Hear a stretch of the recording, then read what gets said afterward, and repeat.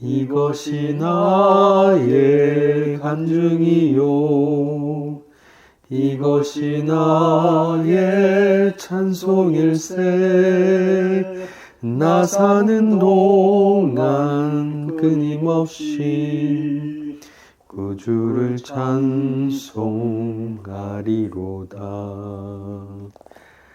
아멘. 창세기 18장 20절부터 33절까지 읽어볼게요.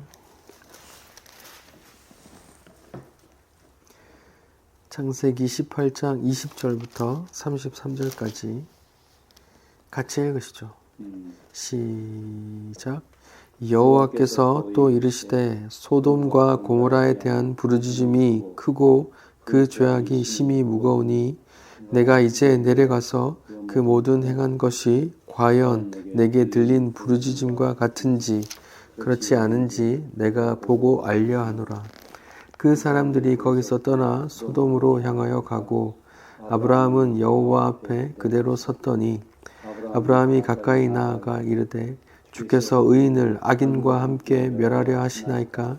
그 성중에 의인 50명이 있을지라도 주께서 그곳을 멸하시고 그 50의인을 위하여 용서하지 아니하시리이까? 주께서 이같이 하사 의인을 악인과 함께 죽이심이 부당하오며 의인과 악인을 하심도 부당하니이다. 세상을 심판하시는 이가 정의를 행하실 것이 아니니이까? 여호와께서 이르시되 내가 만일 소돔 성읍 가운데서 의인 50명을 찾으면 그들을 위하여 온 지역을 용서하리라. 아브라함이 대답하여 이르되 나는 티끌이나 재와 같사오니 감히 주께 아뢰나이다. 50의인 중에 5명이 부족하다면 그 5명이 부족함으로 말미암아 온 성읍을 멸하리이까? 이때 내가 거기서 45명을 찾으면 멸하지 아니하리라. 또 아뢰어 이르되 거기서 40명을 찾으면 어찌하려 하시나이까? 이르시되 40명으로 말미암아 멸하지 아니하리라. 아브라함이 이르되 내 주여 노하지 마시옵고 말씀하게 하옵소서. 거기서 30명을 찾으면 어찌하려 하시나이까? 이르시되 내가 거기서 30명을 찾으면 그리하지 아니하리라. 아브라함이 또 이르되 내가 감히 내 주께 아뢰나이다. 거기서 20명을 찾으시면 어찌하려 하시나이까? 이르시되 내가 20명으로 말미암아 그리하지 아니하리라. 아브라함이 또 이르되 주는 노하지 마옵소서. 내가 이번만 더 아뢰리이다. 거기서 10명을 찾으면 어찌하려 하시나이까? 이르시되 내가 10명으로 말미암아 멸하지 아니하리라. 여호와께서 아브라함과 말씀을 마치시고 가시니 아브라함도 자기 곳으로 돌아갔더라. 아멘.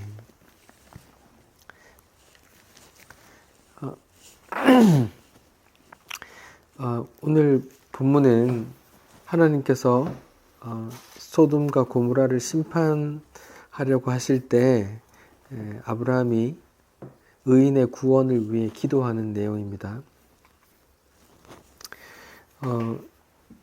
한마디로 기도에 관한 내용이라 보니까 목사님들은 본문을 근거로 이제 기도 방법론을 찾아내요.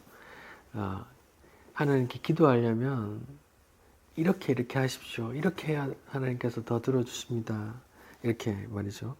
예를 들면 여기서 본문에서 아브라함의 기도를 보니까 자기를 위한 기도가 아니고 남을 위해서 기도하는 거니까 하나님께서 더 진중하게 계속 요구해도 들어주시는 것 같다. 남을 위해서 기도해야 됩니다. 뭐 이런 식으로 말을 하거나 50명, 45, 30, 40명, 30명, 20명, 10명 이렇게 최대한 내가 바라는 것을 구체적으로 또 끈질기게 요구하시는 게 좋습니다. 기도할 때는 이렇게 하십시오. 이런 식의 기도 방법론을 설교를 하시더라고요. 하지만 기도에 관한 설교에서 제가 다뤘듯이 기도는 우리의 원함을 관철시키기 위한 것이 아니에요. 성경이 말하는 기도는 나의 뜻보다는 주의 뜻이 이루어지길 바라는 그런 자기 부인의 과정이라고 말씀드렸습니다. 비록 남을 위해서 기도한다 할지라도 만약에 그들이 세상의 것들을 더 사랑하도록 기도하는 거라면 그를 우상 숭배하도록 만드는 거예요. 본문에서 아브라함은 하나님의 뜻을 알고 기도하게 되었습니다. 그러니까 하나님이 아브라함에게 말을 하죠. 내가 소돔과 고모라의 죄가 간영해서 한번 알아보고 내가 심판하든지 말든지 해봐야겠다. 이렇게 말씀하고 나서, 그러니까 하나님의 뜻을 깨닫고 아브라함이 기도하게 되는 거죠. 그리고 그 하나님의 뜻은 심판입니다. 그리고 아브라함의 기도 내용은 하나님의 심판에 대해서 의인의 구원을 위해 의인을 긍휼히 여겨달라 하는 기도였죠. 그러니까 다른 기도가 아니었어요. 뭔가 내 나라 하는 우리가 생각하는 그런 기도가 아니었단 말이에요. 그런데 이 본문을 가지고 많은 교회 목사님들은 기도 방법론, 이렇게 하면 하나님께서 더 잘 들어주신다. 이렇게 기도해야 한다. 이런 식의 기도 방법론을 이야기한다고요. 이 본문은 기도 방법론에 대해서 이야기한 게 아닙니다.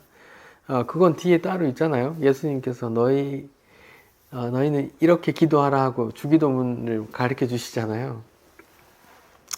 그런 부분에서 그럴 수 있어도 이 본문은 기도 방법론을 뽑아낼 그런 주제가 아니란 말입니다.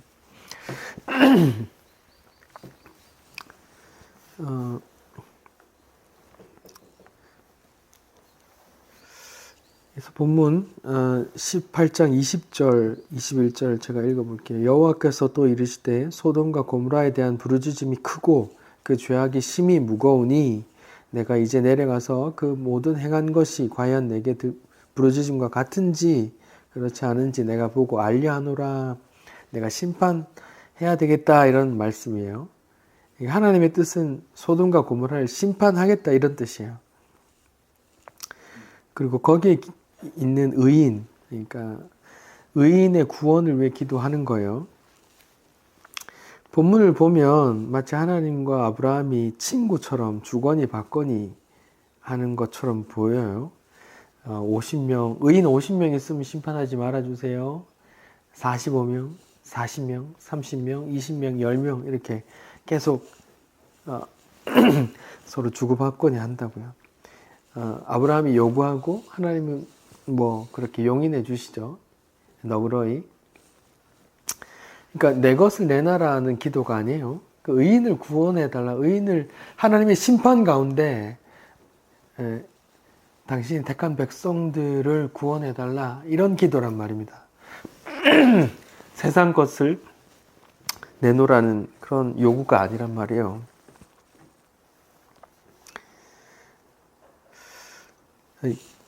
마지막에 이제 제안된 기도가 소돔과 고모라 성에 만약에 10명의 의인이 있으면 심판하지 말아주세요. 다 용서해주세요. 이런 내용이었어요. 그런데 소돔과 고모라에는 의인이 한 명도 없었습니다. 의인이 있었다면 의인이 몇 명 있었다고 말을 할 거예요.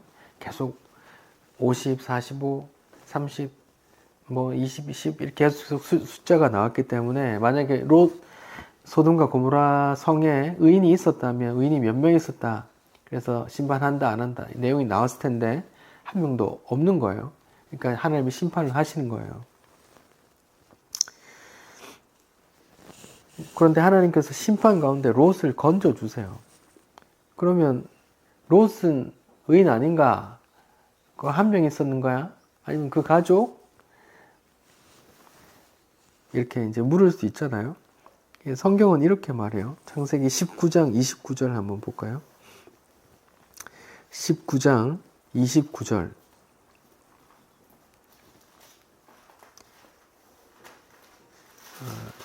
제가 한번 읽어볼게요. 창세기 19장 29절에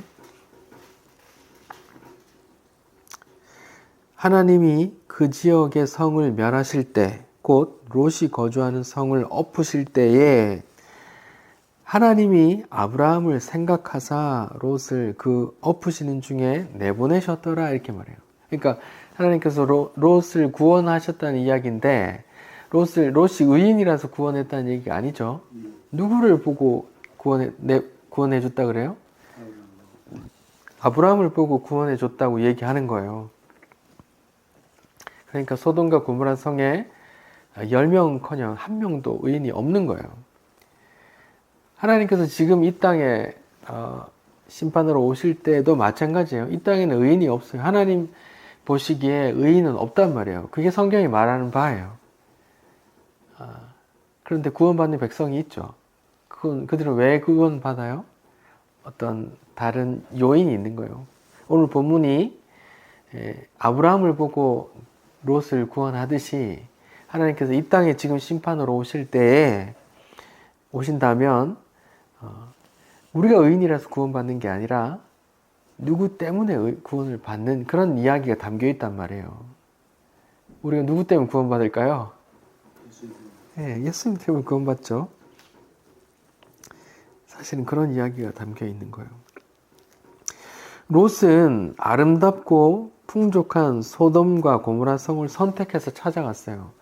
아브라함과 롯의 그 가축들이 너무 많아서 한 곳에 있기 힘드니까 먼저 갈 바를 찾아서 가라 했더니 롯이 소돔과 고모라 땅을 너무 비옥해 보이고 아름다워 보이고 좋아 보여서 그리 간 거죠. 그런데 그곳은 비록 세상적으로 풍요롭고 아름다운 곳이라 해도 하나님께서 주시할 만큼 패역한 곳이었고 롯도 그곳에서 타락한 문화가 힘들었지만 그래도 떠나지 않고 세상적으로 좋은 것을 누리면서 그곳에 살았어요. 19장에 보면 이제 소돔의 재앙이 나오는데 하나님의 사람 3명이 이제 소돔성에 들어갈 때 롯이 성문 입구에 있다가 이제 그 손님을 맞이하죠. 그랬더니 사람들이 남녀노소 다 몰려와서 그 새로운 사람을 끄집어내려고 해요. 우리가 상관하겠다 이렇게 말하죠. 성적인 개념이 있는 겁니다. 생각해 보세요. 새로운 사람들이 와서 새로운 나그네들이 왔어요. 근데 그게 소문이 났어요. 사람들이 그 도시가 얼마나 폐역했냐 하면 남녀노소 다 몰려왔다고 그래요. 한번 볼까요?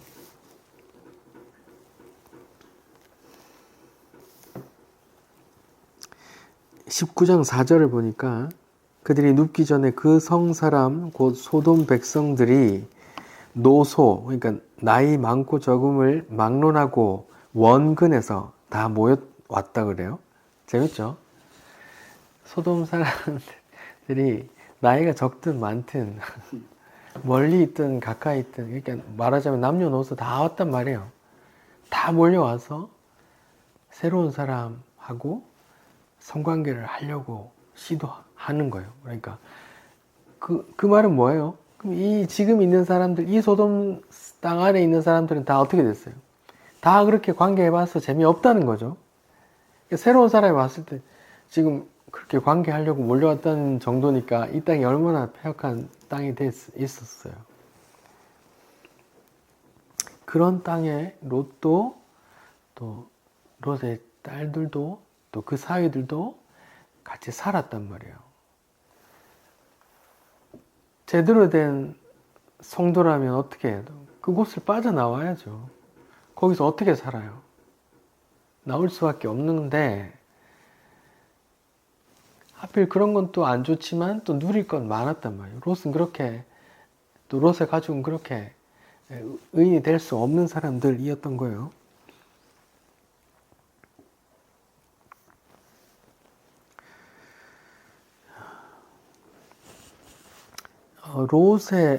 롯이 이제 하나님 사람들이 건져내려고 할 때 니네 사람들 다 불러와라 라고 말했을 때, 사위들한테 말했을 때 사위들이 그냥 웃어 넘겼다고 해요. 성경에는. 그러니까 장인어른의 말을 웃어 넘기는 거예요. 그러니까 장인어른을 사위로부터 이제 존경받지 못했다는 걸 알 수 있거든요. 그 롯이 어떤 삶을 살았는지 또 어떤 대우를 받고 있었는지 간접적으로 알 수 있는 거예요. 나중에 또 소돔을 빠져나와서 빠져나오는 과정에서 그 롯의 부인은 어떻게 됐어요? 자기 집에 있던 그 폐물들이나 재산들 생각하려고 뒤로 돌아보다가 이렇게 손기둥이 됐다 했잖아요. 그러니까 그 부인도 그 세상 것들을 너무나 사랑했던 사람이었고, 그 딸들은 어땠어요? 그 사위들이 같이 못 왔으니까 아빠를 포도주 먹여서 동침해서 아빠와 관계에서 아이를 출산할 정도였으니까, 말하자면 콩가루 집안이었던 거예요. 그 세상에 소돔과 고모라라는 화려한 도시에서 좋은 거 누리면서 살았지만 실제로는 그 콩가루 집안이었다는 걸 보여주시는 거예요. 그런데 그렇게 콩가루 집안이었음에도 불구하고 하나님께서 그를 건져 주셔요. 롯과 그 가족을 건져내 주셔요. 롯이 의인이라서 건져내 주신 게 아니에요. 창세기 19장 29절에 보면 하나님이 아브라함을 생각하사, 그러니까 아브라함 때문에 롯을 건져 주신 거란 말이에요. 제가 다시 본문을 좀 구조화해 볼게요. 저 위에 창조자이고 심판자이신 하나님이 계시고, 이 땅에 소돔과 고모라 심판받을 인간들의 세상이 있어요.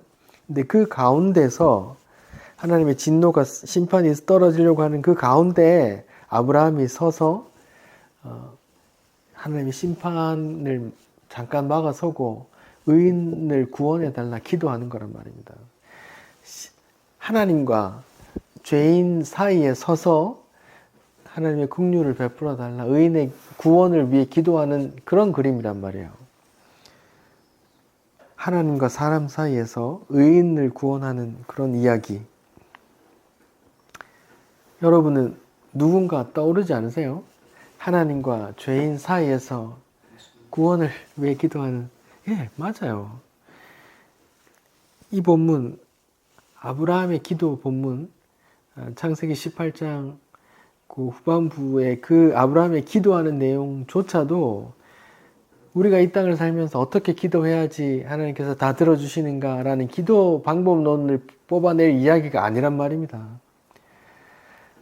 하나님의 심판, 하나님의 뜻, 이 땅에 대한 심판에 대한 얘기를 듣고 심판받을 세상 가운데서, 하나님과 그 죄악된 세상 가운데서 아브라함이 진노 중이라도 긍휼을 잃지 마시고 하나님 의인을 구원해 주옵소서 하고 기도한다는 말이에요. 심판받을 땅에서 롯이 구원을 받았는데, 롯이 의인이라 구원받은 게 아니라 누구 때문에 구원받았다고 얘기해요? 아브라함을 생각하사, 아브라함 때문에 구원받는다고 얘기하는 거예요. 그러니까 보세요. 예수 그리스도의 그 이야기가 담겨 있다고요. 하나님, 이 땅을 심판하시는 하나님과 심판받을 죄인, 인간 사이에서 그 중간에 서서 예수님께서 십자가 지실 때 뭐라고 말했어요? 주여, 저들의 죄를 저들에게 놓치지 말아 주십시오. 이렇게 기도했거든요. 제가 읽어볼게요. 누가복음 23장입니다. 누가복음 23장 33절 34절.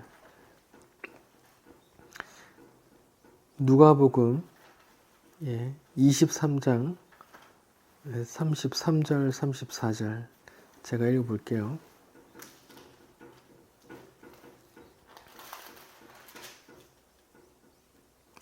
(33절) 해골이라 하는 곳에 이르러 거기서 예수를 십자가에 못 박고 두 행악자도 그렇게 하니 하나는 우편에 하나는 좌편에 있더라. (34절) 이에 예수께서 이르시되 아버지 저들을 사하여 주옵소서, 자기들이 하는 것을 알지 못함이니이다 하시더라. 그들이 그의 옷을 나눠 제비 뽑을세 이렇게. 그러니까 예수님께서 십자가 상에서 돌아가시기 전에 뭐라고 기도해요? 아버지 저들을 사하여 용서하여 주옵소서 저들이 하는 일을 알지 못해요 하고 십자가에서 저들의 용서를 기도한단 말입니다.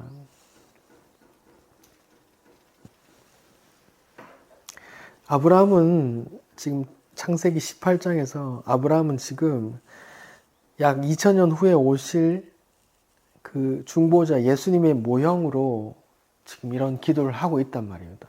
하나님과 인간 사이에 중간에 서서 그 중간에 중보자로서 하나님의 심판 가운데 의인을 구원해 달라, 저들을 용서해 달라 기도하고 있단 말이에요.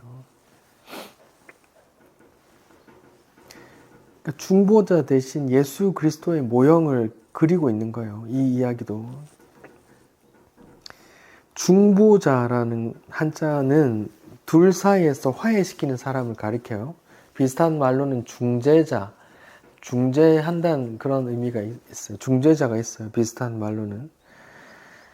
그러니까 하나님과 죄인인 인간 사이에서 화목시키는 사람, 그 사람이 예수, 그 중보자, 중재자란 말이에요. 우리가 흔히 그런 말을 많이 쓰는데 중보기도 이런 말 많이 쓰잖아요. 그런 것도 마찬가지예요. 중보기도. 하나님과 그 사람 사이에 서서 그 사람의 긍휼을 베풀어 달라 기도하는 그런 거거든요. 중보기도도 남을 위해서 기도한다고 다 중보기도가 아니고 예수께서 하셨던 그 기도, 그의 믿음과 그의 구원을 위해서 기도하는 그거거든요.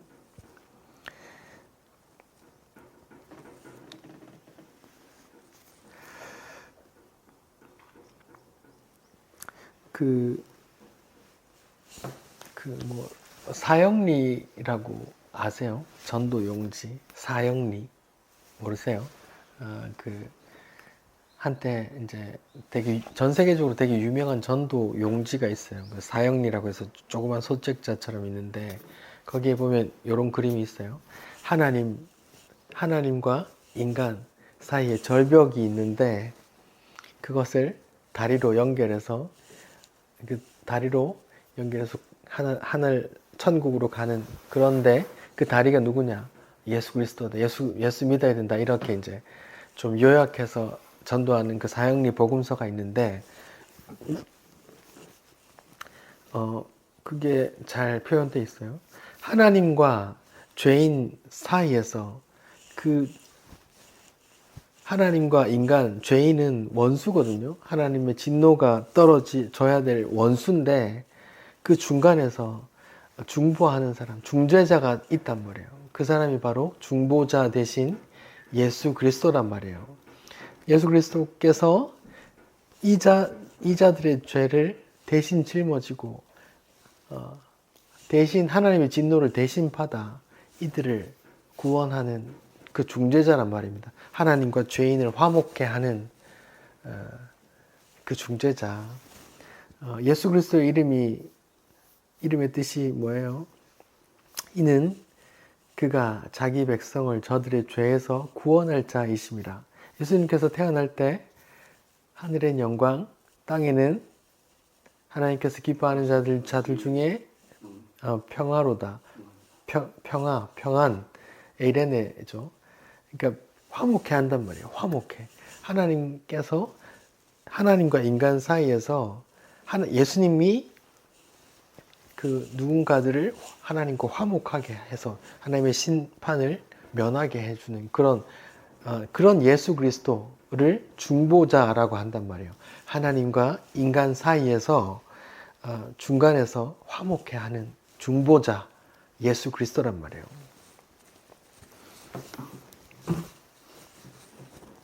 그게 창세기 28장에 야곱이 꿈을 꾸잖아요.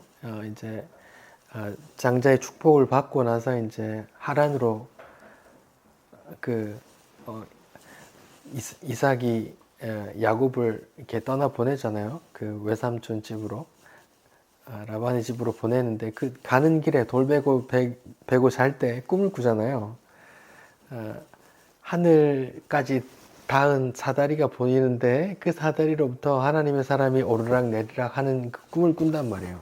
그래서 깨고 나서 여기가 하나님의 집이구나, 벳엘, 하나님의 집이다, 이렇게 해서 그 돌단을 쌓아서 예배했단 말이에요.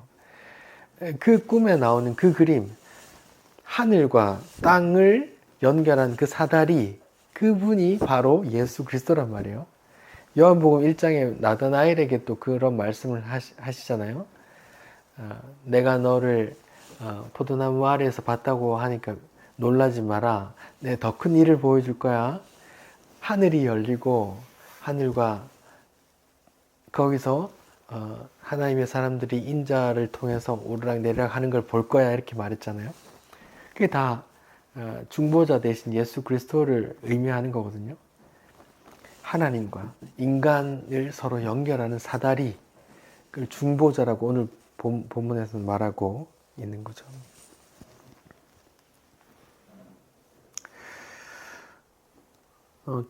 이런 게 다, 그 사다리 다 중보자 대신 예수 그리스도를 예언하고 가리키는 말이란 말입니다.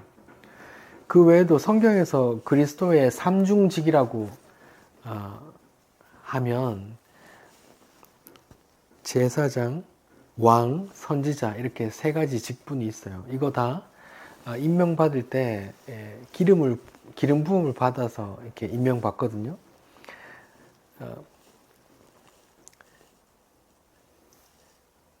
하나님과 이스라엘 사이에서 중간에서 중간자장이 역할을 하는 사람들이거든요. 이게 다.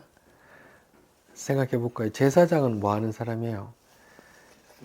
제사를 드리는 사람이죠. 죄인이 와서 어떤 어린 양을 데리고 와서 머리에 손 얹고 기도하면 그 죄인의 죄가 이 어린 양에 전가됐다고 생각하고 그 죄인이 그 어린 양의 목을 쳐서 죽이면 제사장이 이자가 죽은 겁니다 하고 어린 양을 대신 각을 떠서 태워 하나님께 올려 보낸단 말이에요. 이자 대신 이 어린 양이 제사 드렸습니다 하고 하나님과 이 죄인 사이에서 둘을 화목케 하는, 제사를 드리게 하는 자, 중간자, 제사장이란 말이에요. 왕도 마찬가지로 하나님과 그 이스라엘 사이에서 하나님의 뜻대로 중간 하나님의 대리해서 이렇게 백성들을 돌보는 자죠. 선지자도 마찬가지요. 하나님을 대리해서 하나님의 말씀을 자기 백성에게 전하는 자, 중간자적인 역할이잖아요. 이런 게 다 예수 그리스도의 그 중보자적인 위치를 말한다고요. 하나님과 죄인 사이에서 하나님의 원수, 하나님의 진노받을 그 죄인들을 중간에서 대신 화목케 하는 제사장 되시고 왕 되시고 선지자 되시며 또 희생 제물 되시는 영원한 대제사장 되시는 그 중간자, 중보 기도하시는 자가 예수 그리스도란 말이에요. 오늘 본문 말고도 중보자, 하나님과 인간 사이에서 중보자 대신 예수의 모형이 더 나와요. 제가 읽어볼게요. 출애굽기 32장이에요. 출애굽기 32장 31절 32절에 보면 출애굽기 32장 31절 32절을 보시면 모세가 시내산에서 하나님의 계명을 받고 있을 때 이스라엘이 금송아지를 만들어서 우상 숭배를 해요. 하나님이 이스라엘을 그래서 진멸하려고 하시죠. 그때 모세가 하나님과 이스라엘 사이에서 자기 영혼을 희생시키면서까지 이스라엘의 용서를 구합니다. 출애굽기 32장 31절 모세가 여호와께로 다시 나아가 여짜오되 슬프도소이다. 이 백성이 자기들을 위하여 금신을 만들었사오니 큰 죄를 범하였나이다. 그러나 이제 그들의 죄를 사하시옵소서. 그렇지 아니하시오면 원하건대 주께서 기록하신 책, 생명책이에요. 그 책에서 내 이름을 지워버려 주옵소서 하면서 자기 영혼을 걸고 그 죄인된 이스라엘 백성을 위해서 기도한단 말이에요. 누가? 모세가. 하나님이 지금 이스라엘 백성 그 금송아지 만들어 놓고 제사 지내는 그 이스라엘 백성들을 진멸하려고 하세요. 심판하려고 하시는데 모세가 중간에 끼어들어서 어떻게 해요? 주님, 제 영혼을, 제 이름을 당신의 생명책에서 지워버리시려면 지워버리시고 이 자들을 구원해 주옵소서 하고 마치 대제사장적인 그런 기도를 한단 말이에요. 모세가 대단해서, 모세가 대단해서 자기 이름 지운다고 그 사람 이스라엘 백성을 왜 구원해야 돼요? 그런 거 아니잖아요. 이건 누군가의 사역을 미리 말해주는 거란 말입니다. 모세로부터 1500년 후에 누군가 태어나서 그런 대제사장적인 중보자적인 그런 사역을 누군가 하게 될 거야 하고 미리 예고편으로 모형으로 보여주는 거란 말입니다. 오늘 본문에 창세기 19장, 18장의 아브라함의 기도도 마찬가지고 출애굽기 32장에 모세가 자기 영혼의 이름을 지워버리셔도 되니까 구원해 달라고 그렇게 기도하는 그 기도도 마찬가지예요. 다 지꺼내놔라고 하는 이 땅의 것을 구하는 기도가 아니란 말입니다. 이 기도는 예수 그리스도의 기도라고요. 예수 그리스도께서 십자가에서 저들의 죄를 사하여 주옵소서 하고 기도했던 그 기도의 내용이란 말입니다. 예수 그리스도의 모형으로 지금 창세기 18장에 아브라함이 지금 소돔과 고모라 성을 위해 기도하고 있고 출애굽기 32장에는 모세가 금송아지 만들어 놓고 하나님의 심판을 받으려고 하는 그 상황에서 모세가 하나님 제 영혼을 그 생명책에서 지워버리더라도 이들을 구해달라고 기도한단 말입니다. 모세가 대단하고 아브라함이 대단해서 하는 기도 아니란 말이에요. 대단한 어떤 사람이 이런 사역을 할 거야 라고 보여주는 거란 말입니다. 실제로 1500년, 2000년 후에 예수 그리스도께서 오셔서 십자가에 달리시고 그런 기도를 실제로 하셨고요.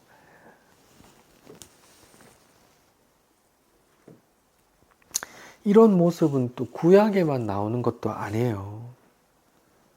사도행전 7장을 한번 볼까요? 사도행전 7장입니다.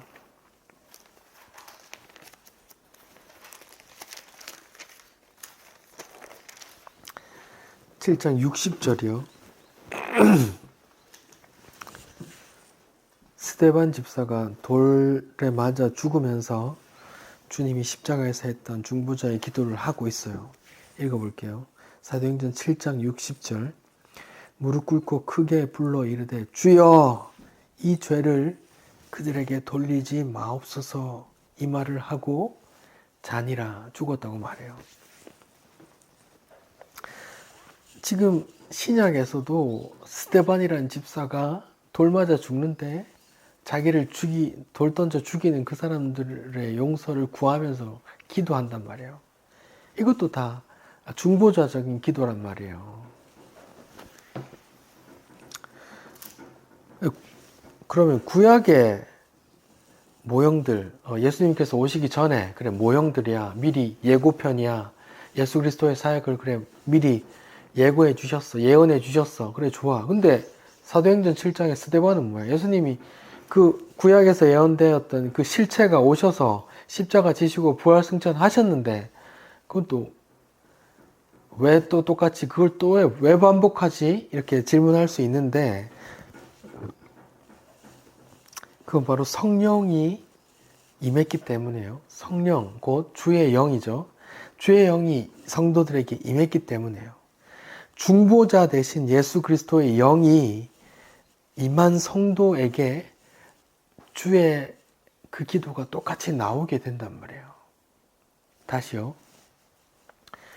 구약에 그 중보 기도했던 사람들은 예수 그리스도의 모형이라고 했어요. 그러면 실체가 오셔서 예수 그리스도께서 이 땅에 오셔서 죽으시고 그런 기도하시고 다 완성하셨는데 예수님 죽음 이후에 그런 기도들은 또 뭐야? 라는 질문에 대해서 이렇게 말씀드릴 수 있다고요. 신약에 나오는 그런 중보기도적인 그런 기도는 하나님의 성령을 받은 주의 영을 받은 성도가 주의 영이 임해서 하는 기도란 말이에요.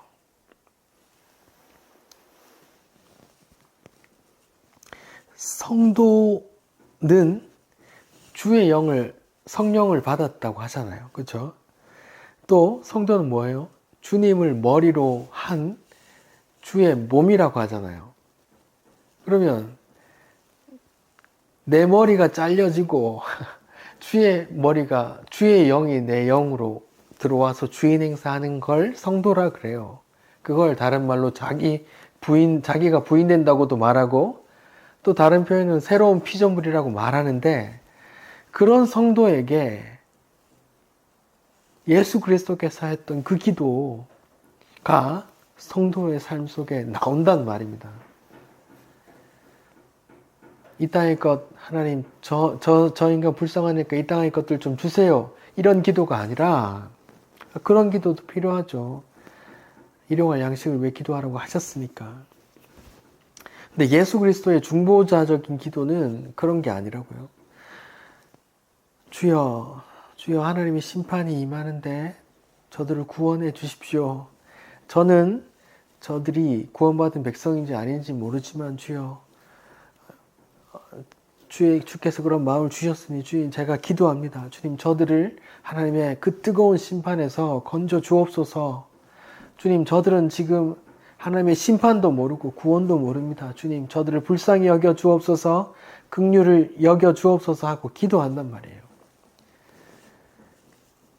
그게 왜 기도하냐면 주의 영이 임했기 때문에, 중보자 그 십자가에서 그 기도했던 그 주님의 영이 임했기 때문이고, 성도들은 또 주의 머리를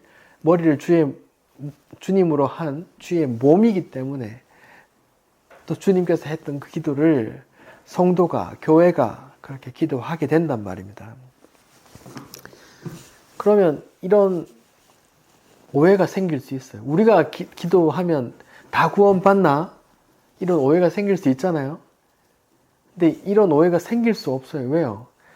여러 본문에서 창세 전부터 하나님께서 택한 자들이 있다고 하시고 하나님께서 보내준 자만 날 믿게 될 거야 라고 요한복음 6장에서도 말하고 에베소서 2장에서도 말하잖아요.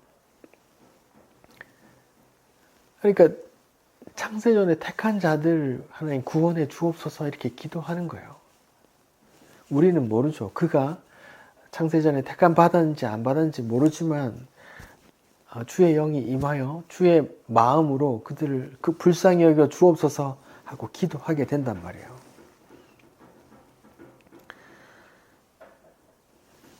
자 보세요. 창세기 18장에서 하나님께서 소돔과 고모라를 심판할 거야 라는 말씀을 듣고 아브라함이 예수 그리스도의 모형으로 중보자적인 기도를 한다고요. 하나님 그 진노 가운데라도 그 의인들을 구원해 주옵소서 하고 기도한단 말이에요.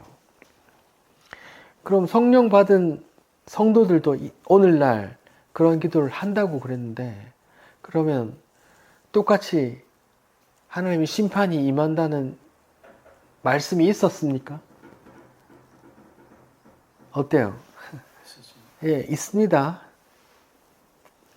같이 보죠. 베드로후서요. 베드로후서 3장입니다.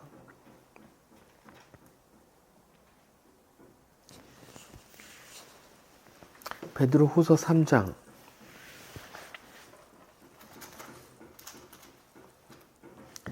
3절부터요. 제가 읽어볼게요. 먼저 이것을 알지니 말세에 조롱하는 자들이 와서 자기의 정욕을 따라 행하며 조롱하며 이르되 주께서 강림하신다는 약속이 어디 있느냐? 조상들이 잔 후로부터 만물이 처음 창조될 때와 같이 그냥 있다 하니 이는 하늘이 옛적부터 있는 것과 땅이 물에서 나와 물로 성립된 것도 하나님의 말씀으로 된 것을 그들이 일부러 잊으려 함이로다. 이로 말미암아 그때 세상은 물이 넘침으로 멸망받았으되, 노아의 홍수 심판 말하는 거예요. 이제 하늘과 땅은, 과거에 그때 물로 심판받았는데 이제 하늘과 땅은 그 동일한 말씀으로 불사르기 위하여, 불심판입니다. 불사르기 위하여 보호하신 바 되어 경건하지 아니한 사람들의 심판과 멸망의 날까지 보존하여 두신 것이라. 하나님의 불사름의 심판을 위해서 이 땅을 하나님께서 보존하고 계시다고 성경은 말하고 있단 말이에요. 사랑하는 자들아, 주께는 하루가 1000년 같고 1000년이 하루 같다 한 이 한 가지를 잊지 말라. 주의 약속은 어떤 이들이 더디다고 생각하는 것 같이 더딘 것이 아니라 오직 주께서는 너희에게 대하여 오래 참으사 아무도 멸망하지 아니하고 다 회개에 이르기를 원하시느니라. 그러나 주의 날이 도둑같이 오리니 그날에는 하늘이 큰 소리로 떠나가고 물질이 뜨거운 불에 풀어지고 땅과 그 중에 있는 모든 일이 드러나리로다. 이 모든 것이 이렇게 풀어지리니 너희가 어떤 사람이 되어야 마땅하냐? 거룩한 행실과 경건함으로 하나님의 날이 임하기를 바라보고 간절히 사모하라.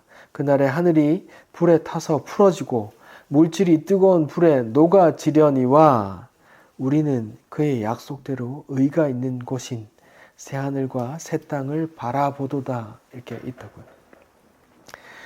성경에는 반드시 일어날 거야 하고 예고하고 있는 게 한 가지 있는데 그게 이 땅의 불심판이란 말입니다. 어떤 신학자들은 말해요. 이 땅이 이렇게 아름답게 보존되어서 잘 보존되어 있다가 새하늘과 새 땅에 자연스럽게 연결될 거다 이렇게 말하는데 그건 성경하고 안 맞습니다. 하나님께서 이 땅을, 이 하늘과 땅을 불로 심판하기 위해서 잠깐 보존한다고 하셨고 완전히 불태워 없앤 다음에 하나님께서 새 하늘과 새 땅을 만들 거라고 성경은 말하고 있단 말이에요. 성경은 반드시 하나님의 심판이 이 땅의 종말이 도적같이 온다고 말하고 있어요. 오늘 밤에 그 하나님의 불심판이 임해도 전혀 이상하지 않단 말이에요. 성경에 다 예언되어 있기 때문에 이 하나님의 예언 말씀을 귀하게 받아들인 사람들, 성도들은 어떻게 해요? 오늘 밤에 주께서 임하셔서 이 땅에 심판하시더라도 그날을 사모하면서 어떻게 해요? 주님, 저들을 불쌍히 여겨 주옵소서. 주님, 저들을 아무것도 모릅니다. 하나님의 불심판도 모르고 이 땅에서 영원히 살 거라고 생각합니다.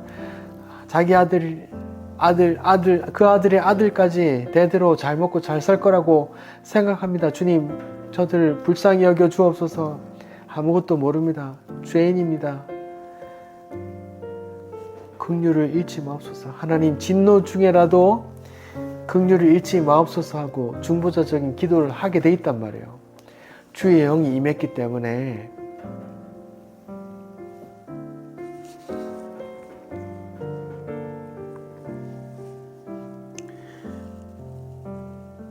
이야기를 정리할게요.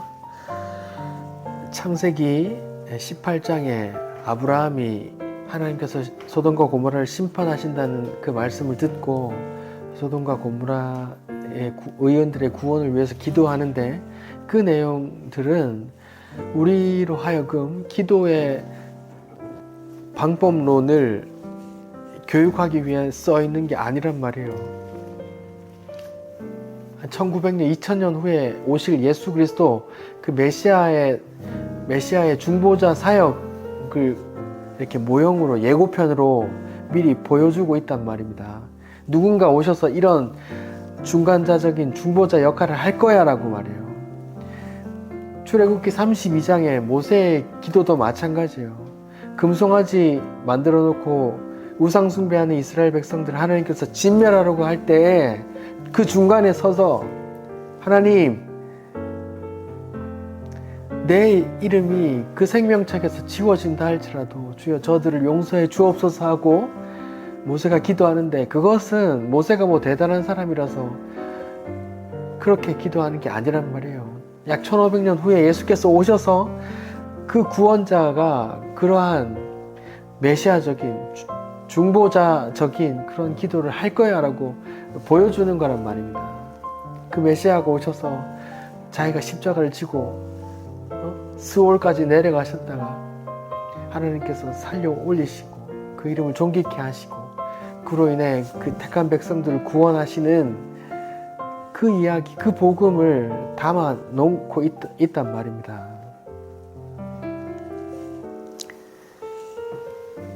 성경은 우리 잘 먹고 잘 살고 우리 부자 되라고 기도의 내용을 가르쳐주는 책이 아닙니다. 하나님의 뜻이 담겨 있고 하나님의 뜻은 예수 그리스도를 통한 구원으로 귀결됩니다. 기도하겠습니다. 하나님 감사합니다. 오늘도 하나님의 뜻을 말씀해 주시고 중보자 예수 그리스도를 말씀해 주시니 감사합니다. 주님,